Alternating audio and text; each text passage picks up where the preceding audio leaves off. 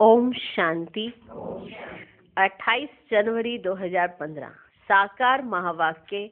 बाबा कहते, मीठे बच्चे सवेरे सवेरे उठ बाप से मीठी रूढ़ियान करो। बाप ने जो शिक्षाएं दी हैं उन्हें उगारते रहो।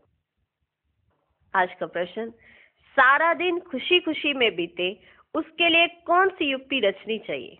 उत्तर, रोज अमृत वेले उठकर ज्ञान की बातों में रमन करो, अपने आप से बातें करो, सारे ड्रामा के आदि मध्यंत का सिमरन करो, बाप को याद करो तो सारा दिन खुशी में बीतेगा। स्टूडेंट अपनी पढ़ाई की रिहर्सल करते हैं, तुम बच्चे भी अपनी रिहर्सल करो। आज का गीत है, आज अंधेरे में है इंसान। ओम शांति। मीठे मीठे सिकिलधे बच्चों ने गीत सुना। तुम भगवान के बच्चे हो ना, तुम जानते हो भगवान हमको राह दिखा रहे हैं। वे पुकारते रहते हैं कि हम अंधेरे में हैं, क्योंकि भक्ति मार्ग है ही अंधियारा मार्ग। भक्त कहते हैं हम तुमसे मिलने के लिए भटक रहे हैं। कब तीर्थों पर, कब कहाँ दान पुण्य करते, मंत्र जपते हैं, अनेक प्रकार के मंत्र देते हैं, फिर भी कोई समझते थोड़े ही है कि हम अंधेरे में हैं। सोजरा क्या चीज है कुछ भी समझते नहीं, क्योंकि अंधियारे में है। अभी तुम तो अंधियारे में नहीं हो, तुम वृक्ष में पहले पहले आते हो, नई दुनिया में जाकर राज्य करते हो, फिर सीढ़ी उतरते हो। इसके बीच में इस्लामी, बोधी, क्रिश्चियन आते हैं। अब बाप फिर सैपलिंग लगा रहे हैं। सवेरे उठकर ऐसे ऐसे ज्ञान की बातों में रमन करना चाहिए। कितना यह वंडरफुल नाटक है। इस ड्रामा के फिल्म की रील ड्यूरेशन है 5000 वर्ष की। सत्युग की आयु इतनी, त्रेता की आयु इतनी। बाबा में भी ये सारा ज्ञान है ना, दुनिया में और कोई नहीं जानते। तो बच्चों को सवेरे उठकर एक तो बाप को याद करना है और ज्ञान का सिमरन करना है खुशी में। ज्ञान का सिमरन करना है खुशी में। अभी हम सारे ड्रामा के आदि मध्य अंत को जान चुके हैं। बाप कहते हैं कल्प की आयु ही 5000 वर्ष है, मनुष्य कह देते लाखों वर्ष। कितना वंडरफुल नाटक है। बाप बैठ जो शिक्षा देते हैं उसको फिर उगारना चाहिए, रिहर्सल करना चाहिए। स्टूडेंट पढ़ाई की रिहर्सल करते हैं ना। तुम मीठे मीठे बच्चे सारे ड्रामा को जान गए हो। बाबा ने कितना सहज रीति बताया है कि यह अनादि अविनाशी ड्रामा है। इसमें जीतते हैं और फिर हारते हैं। अब चक्र पूरा हुआ, हमको अब घर जाना है। बाप का फरमान मिला है, मुझ बाप को याद करो। ये ड्रामा की नॉलेज एक ही बाप देते हैं। कौन देते हैं? एक ही बाप देते हैं। नाटक कभी लाखों वर्ष का थोड़ा ही होता है, कोई को याद भी ना रहे। 5000 वर्ष का चक्र है जो सारा तुम्हारी बुद्धि में है। कितना अच्छा हार और जीत का खेल है। सवेरे उठकर ऐसे ऐसे ख्याल चलने चाहिए। हमको बाबा रावण पर जीत पहनाते हैं। ऐसी ऐसी बातें सवेरे सवेरे उठ अपने साथ करनी चाहिए, तो आदत पड़ जाएगी। कि बाबा हमें क्या दिलाते हैं, कैसे आप चक्कर लगाते हो, बाबा ने क्या सिखाया है, कितना ज्ञान दिया है, वो सब आपकी बुद्धि में चलना चाहिए। ऐसे ऐसे ख्यालात सवेरे उठकर आपके चलने चाहिए। अब चक्र पूरा हुआ, हमको अब घर जाना है। बाप का फरमान मिला है, मुझ बाप को याद करो। ये ड्रामा की नॉलेज एक ही बाप देते हैं। नाटक कभी लाखों वर्ष का थोड़ा ही होता है, कोई को याद भी ना रहे। 5000 वर्ष का चक्र है जो सारा तुम्हारी बुद्धि में है। कितना अच्छा हार और जीत का खेल है। सवेरे उठकर ऐसे ऐसे ख्याल चलने चाहिए। हमको बाबा रावण पर जीत पहनाते हैं। ऐसी ऐसी बातें सवेरे सवेरे उठ अपने साथ करनी चाहिए, तो आदत पड़ जाएगी, तो आदत पड़ जाएगी। इस बेहद के नाटक को कोई नहीं जानते हैं। एक्टर होकर आदि मध्य अंत को नहीं जानते हैं। क्या होकर? एक्टर होकर। अभी हम बाबा द्वारा लायक बन रहे हैं। हम भी नहीं जानते थे, हमने बाबा द्वारा जाना है, तो अभी हम बाबा द्वारा लायक बन रहे हैं। बाबा अपने बच्चों को आप समान बनाते हैं। आप समान भी क्या, बाप तो बच्चों को अपने कंधे पर चढ़ाते हैं। बाबा का कितना प्यार है बच्चों से, कितना अच्छी रीति समझाते हैं। मीठे मीठे बच्चों, मैं तुमको विश्व का मालिक बनाता हूँ। मैं नहीं बनता हूँ, तुम बच्चों को बनाता हूँ। तुम बच्चों को गुल गुल बनाकर फिर टीचर बन पढ़ाता हूँ। फिर सदगति के लिए ज्ञान देकर तुमको शांति धाम सुखधाम का मालिक बनाता हूँ। मैं तो निर्वाण धाम में बैठ जाता हूँ।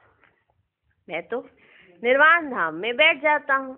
लौकिक बाप भी मेहनत कर धन कमाकर सब कुछ बच्चों को देकर खुद वानप्रस्थ में जाकर भजन आदि करते हैं, परंतु यहाँ तो बाप कहते हैं अगर वानप्रस्थ अवस्था है तो बच्चों को समझाकर तुम्हें इस सर्विस में लग जाना है। आपकी वानप्रस्थ अवस्था है ना, तो अपने बच्चों को समझाओ और फिर इस सर्विस में लग जाओ। फिर ग्रस्त व्यवहार में फंसना नहीं है। बाबा वानप्रस्थियों से कह रहे हैं कि अगर आपकी वानप्रस्थ अवस्था है तो अपने बच्चों से छुट्टी ले लो और इस सर्विस में लग जाओ। फिर ग्रस्त व्यवहार में फंसना नहीं है। तुम अपना और दूसरों का कल्याण करते रहो। अभी तुम सबकी वानप्रस्थ अवस्था ही है, सबकी। सिर्फ बुजुर्ग नहीं वानप्रस्थ अवस्था को प्राप्त किए, अभी तो आत्मा वानप्रस्थ अवस्था में है।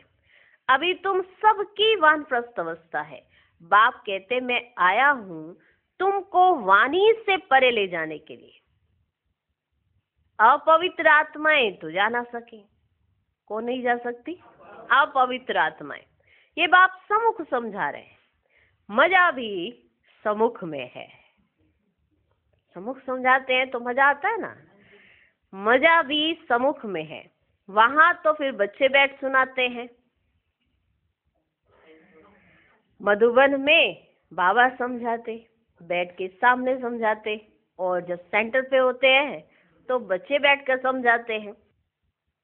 यहाँ बाप सम्मुख है तब तो मधुबन की महिमा है ना। तो बाप कहते सवेरे उठने की आदत डालो। भक्ति भी मनुष्य सवेरे उठकर करते हैं, परंतु उससे वर्षा तो मिलता नहीं। वर्षा मिलता है रचता बाप से। कभी रचना से वर्षा मिल ना सके, इसलिए कहते हैं हम रचता और रचना के आदि मध्य अंत को नहीं जानते हैं। जानते हैं? नहीं जानते हैं। अगर वे जानते होते तो वे परंपरा चला आता। बच्चों को यह भी समझाना है कि हम कितने श्रेष्ठ धर्म वाले थे, फिर कैसे धर्म भ्रष्ट कर्म भ्रष्ट बने हैं। माया गोदरेज का ताला बुद्धि को लगा देती है। किसको लगाती? गोदरेज का ताला बुद्धि को लगा देती है। इसलिए भगवान को कहते हैं आप बुद्धिवानों की बुद्धि हो, इनकी बुद्धि का ताला खोलो।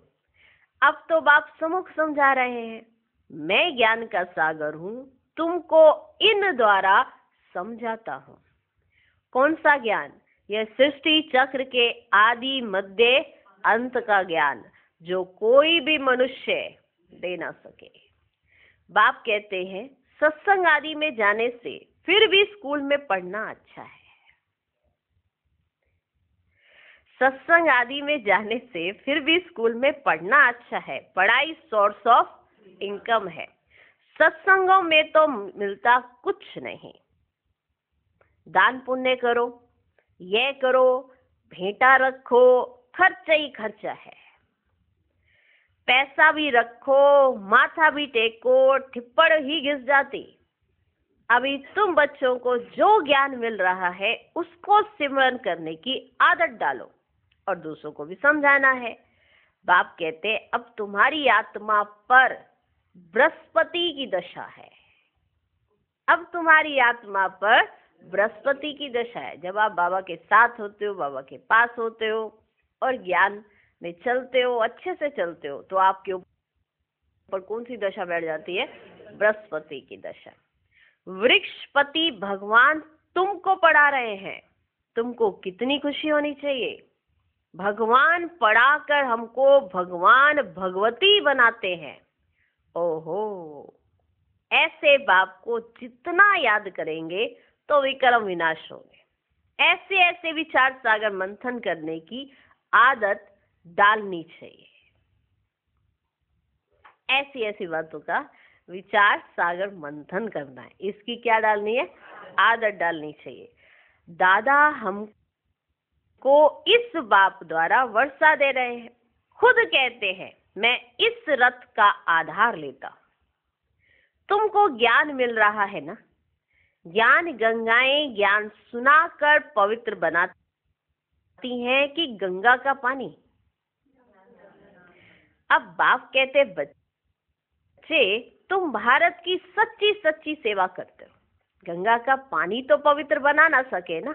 ज्ञान गंगाएं माना ज्ञान सुना सुना कर आत्माओं को पवित्र बना रही है। गंगा का पानी तो पवित्र बना ना सके। तो बाबा ने कहा तुमको अभी ज्ञान मिल रहा है और तुम सबको ज्ञान दे पवित्र बना रहे हो। यही भारत की सच्ची सच्ची सेवा बच्चे तुम करते हो। वे सोशल वर्कर्स तो हद की सेवा करते हैं। यह है रूहानी सच्ची सेवा। भगवानुवाच बाप समझाते हैं। भगवान पुनर्जन्म रहित है। श्री कृष्ण तो पूरे 84 जन्म लेते हैं। उनका गीता में नाम लगा दिया है। नारायण का क्यों नहीं लगाते हैं? यह भी किसको पता नहीं कि कृष्ण ही नारायण बनते हैं।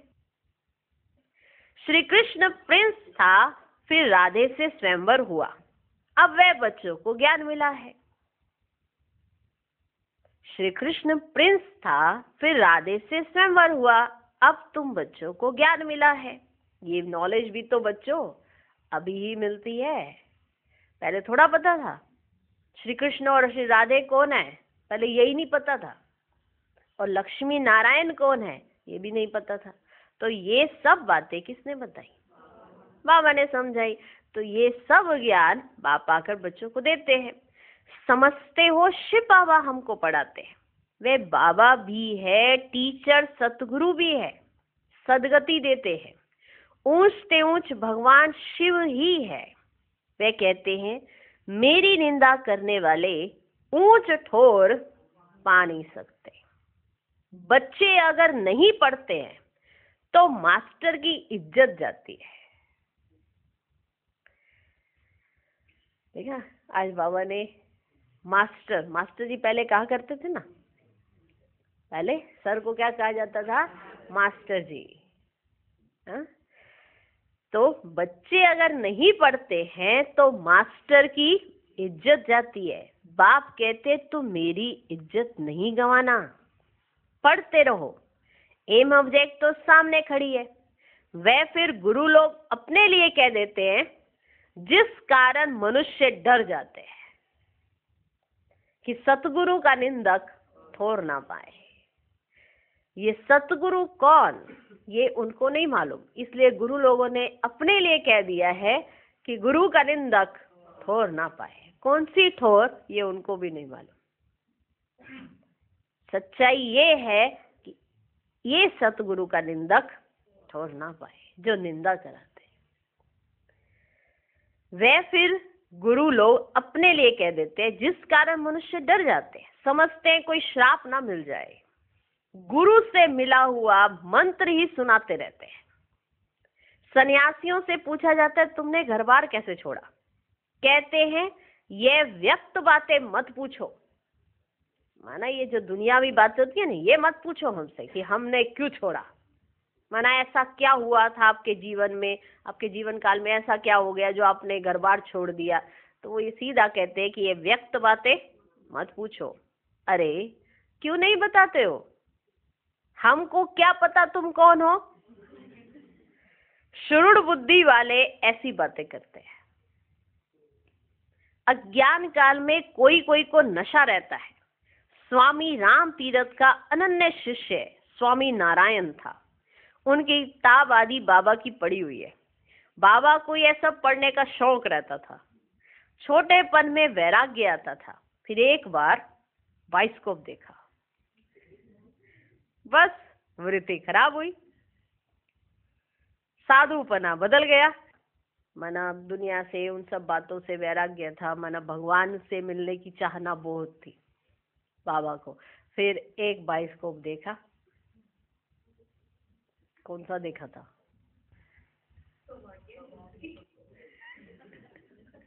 सौभाग्य सुंदरी। हाँ, मुरली में आया था कि एक बाइस्कोप देखा, बस वृत्ति खराब हुई। देखो बाबा कैसे, कितनी निरंकारिता। बाबा कितने आराम से बताते कि शुरू शुरू में छोटेपन में बहुत वैराग्य आता था। फिर एक बार बाइस्कोप देखा, बस वृत्ति खराब हुई, साधुपना ही बदल गया। तो अब बाप समझाते हैं वे सब गुरु आदि हैं भक्ति मार्ग के।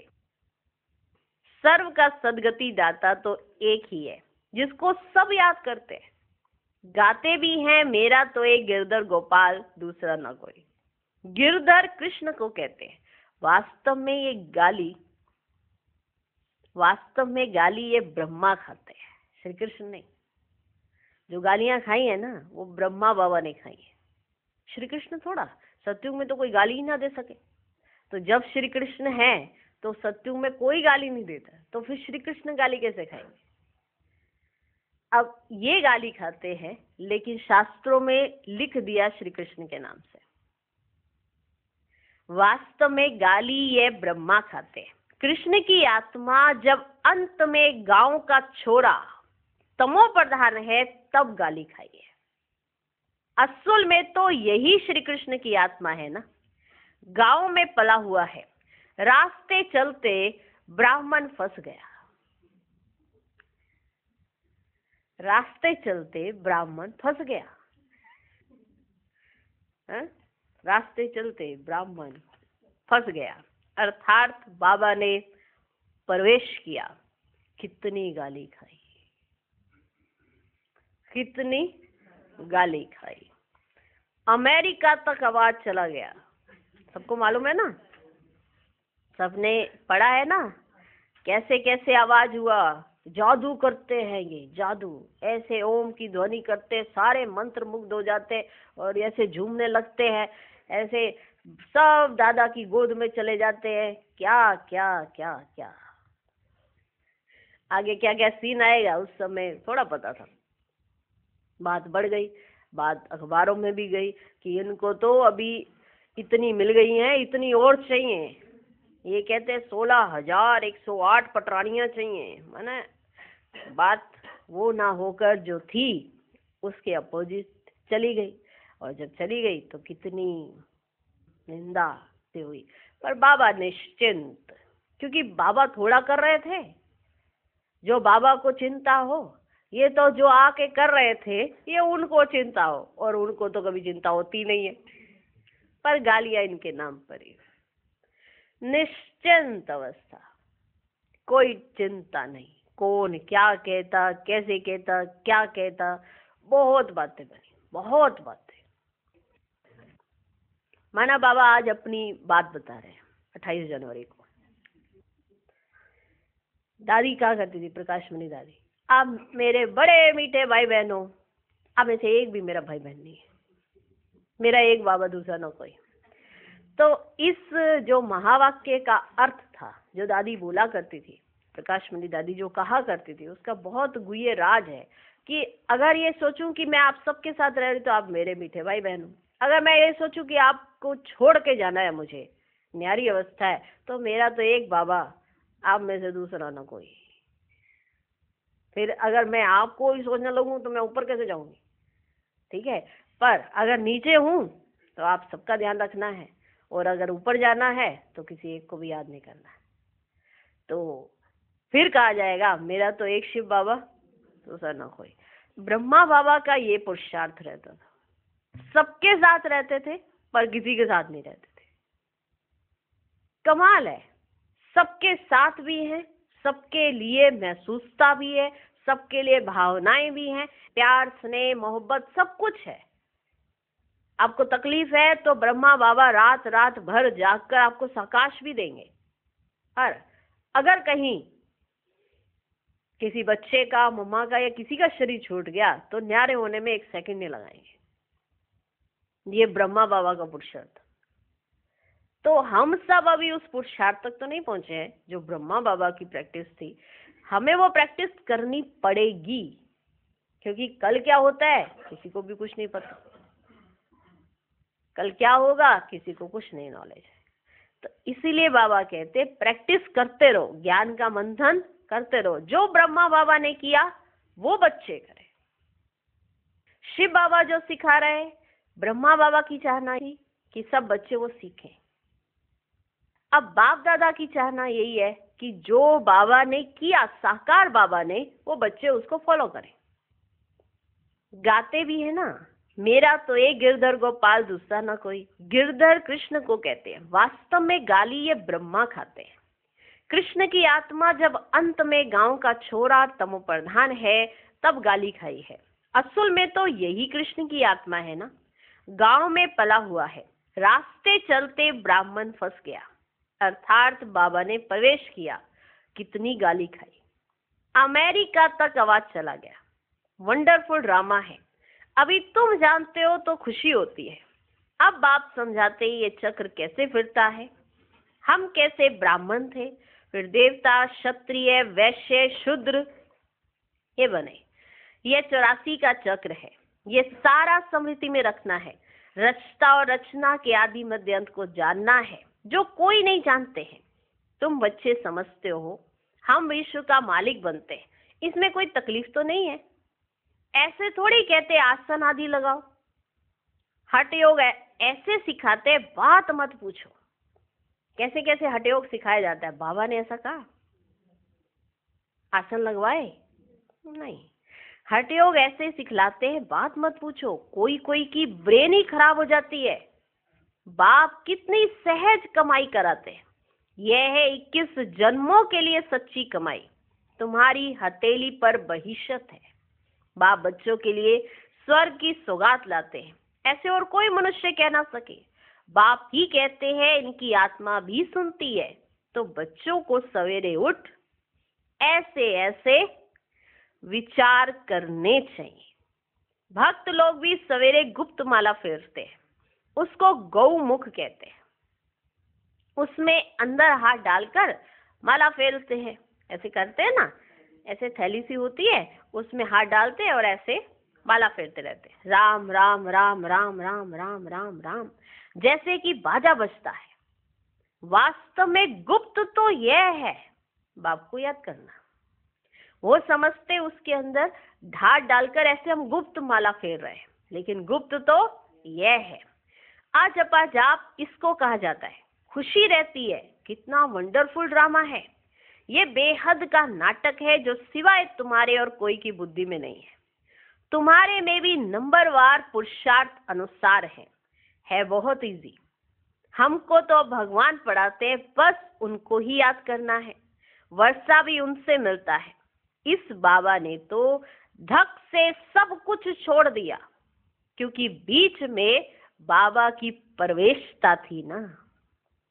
सब कुछ इन माताओं के अर्पण कर दिया। बाप ने कहा इतनी बड़ी स्थापना करनी है, सब इस सेवा में लगा दो। 1 पैसा भी किसको देना नहीं है। नष्टो मोहा इतना चाहिए, बड़ी मंजिल है। ब्रह्मा बाबा को शिव बाबा ने कहा कि बच्चे तुम्हें सब कुछ यज्ञ में लगाना है। एक धक से लगा दिया और किसी को 1 पैसा नहीं देना। लौकिक में संतान तो थी ना, और किसी को 1 पैसा नहीं देना। इतना नष्टो मोहा, इतनी बड़ी मंजिल है। मीरा ने लोक लाज विकारी कुल की मर्यादा छोड़ी तो कितना उनका नाम है। ये बच्चियां भी कहती है हम शादी नहीं करेंगी, लखपति हो कोई भी हो, हम तो बेहद के बाप से वर्षा लेंगी। तो ऐसा नशा चढ़ना चाहिए। बच्चों को बेहद का बाप बैठ श्रृंगारते हैं, इसमें पैसे आदि की दरकार भी नहीं है। शादी के दिन वनवा में बिठाते हैं, पुराने फटे हुए कपड़े आदि पहनाते हैं, फिर शादी के बाद नए कपड़े जेवर आदि पहनाते हैं। ये बाप कहते मैं तुमको ज्ञान रत्नों से श्रृंगारता हूं, फिर तुम ये लक्ष्मी नारायण बनेंगे। ऐसे और कोई कह ना सके। बाप ही आकर पवित्र प्रवृत्ति मार्ग की स्थापना करते, इसलिए विष्णु को भी 4 भुजा दिखाते। शंकर के साथ पार्वती, ब्रह्मा के साथ सरस्वती दिखाई है। अब ब्रह्मा की कोई स्त्री तो है नहीं, ये तो बाप का बन गया, ये तो बाप का बन गया। कैसी वंडरफुल बातें है ना। शंकर के साथ पार्वती दिखाई, ब्रह्मा के साथ सरस्वती दिखाई, पर सरस्वती तो ब्रह्मा की बेटी है, स्त्री तो है नहीं। बाप ही आकर पवित्र प्रवृत्ति मार्ग की स्थापना करते हैं, इसलिए विष्णु को भी 4 भुजा दिखाते हैं। शंकर के साथ पार्वती, ब्रह्मा के साथ सरस्वती दिखाई है। अब ब्रह्मा की कोई स्त्री तो है नहीं, यह तो बाप का बन गया। कैसी वंडरफुल बातें हैं। माता पिता तो यह है ना, ये प्रजापिता भी है, फिर इन द्वारा बाप रचते हैं तो माँ भी ठहरी। सरस्वती ब्रह्मा की बेटी गाई जाती है। ये सब बातें बाप बैठ समझाते हैं। जैसे बाबा सवेरे उठकर विचार सागर मंथन करते हैं, बच्चों को भी फॉलो करना है। तुम बच्चे जानते हो कि ये हार जीत का वंडरफुल खेल बना हुआ है, इसे देखकर खुशी होती है, घृणा नहीं आती। हम ये समझते हैं हम सारे ड्रामा के आदि मध्य अंत को जान गए हैं, इसलिए घृणा की तो कोई बात ही नहीं। तुम बच्चों को मेहनत भी करनी है, ग्रस्त व्यवहार में रहना है, पावन बनने का बीड़ा उठाना है। हम युगल इकट्ठे रह पवित्र दुनिया का मालिक बनेंगे। फिर कोई कोई तो फेल भी हो पड़ते हैं। बाबा के हाथ में कोई शास्त्र आदि नहीं है, यह तो शिव बाबा कहते हैं मैं ब्रह्मा द्वारा तुमको सभी वेदों शास्त्रों का सार सुनाता हूँ, कृष्ण नहीं। कितना फर्क है। अच्छा, मीठे मीठे सिकिलधे बच्चों प्रति माता पिता बाप दादा का याद प्यार और गुड मॉर्निंग। रूहानी बाप की रूहानी बच्चों को नमस्ते। हम रूहानी बच्चों की भी रूहानी बाप को नमस्ते नमस्ते नमस्ते। Good morning good morning good morning. धारणा के लिए मुख्य सार। पहला पॉइंट, पढ़ाई पर पूरा ध्यान देना है। ऐसा कोई कर्म ना हो जिससे बाप, टीचर और सतगुरु की निंदा हो। इज्जत गंवाने वाला कोई कर्म नहीं करना है।